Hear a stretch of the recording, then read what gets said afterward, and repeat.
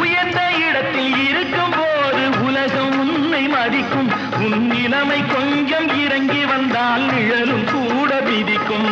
மதியாதார் தலைவாசல் மிதிக்காதே என்று மானமுள்ள மனிதனுக்கு அவ்வை சொன்னது. அது அவ்வை சொன்னது, அதில் அர்த்தம் உள்ளது. பரமசிவன் கழுத்தில் இருந்து பாம்பு கேட்டது, கருடா சௌக்கியம்